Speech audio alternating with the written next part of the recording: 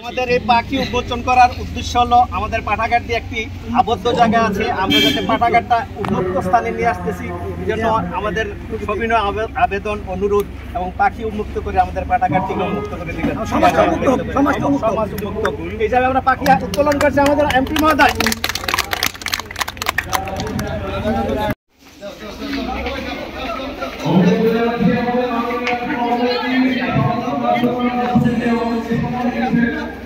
এবং এই প্রথম দাওয়াত জাতিতে যিনি সামাজিক সংগঠনে সময় দিচ্ছেন, সামাজিক সংগঠনকে উচ্ছ্বসিত উৎসাহ দেওয়ার লক্ষ্য নিয়ে যিনি আমাদেরকে সময় দিচ্ছেন শহীদ জননী জানান এবং স্মৃতি পাঠাগারের স্মৃতি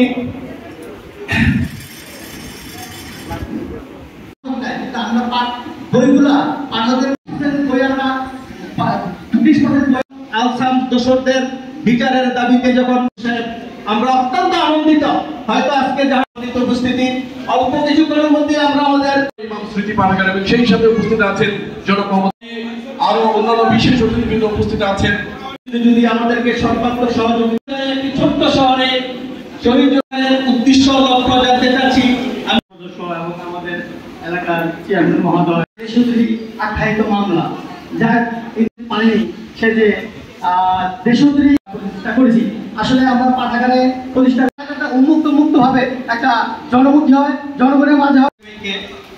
সম্মানিত উপস্থিতি এবং আজকে এই পর্যায়ে আপনাদের সামনে সংক্ষিপ্ত আকারে বক্তব্য নিয়ে আসছেন সহ পরিবারের সকল নেতৃবৃন্দ ও আমাদের আওয়ামী লীগের সম্মানিত সভাপতি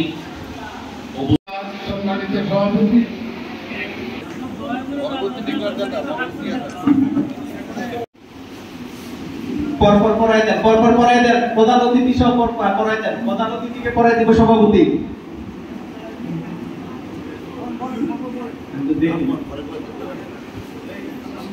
এই পর্যায়ে জনাব আব্দুল রাজ্জাক ভাই যার মূল্যবান বক্তব্য শোনার জন্য অপেক্ষায় আছি।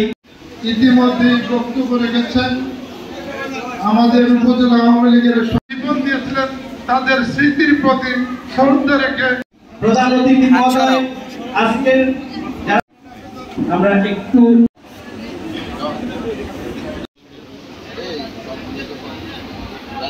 সেই জন্য তিনি ইতিহাসের পাতায় চিরস্মরণীয় হয়ে থাকবেন।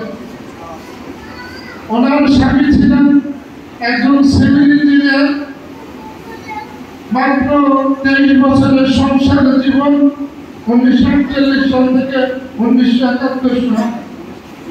তার দুটি সন্তান রুবি এবং জামি।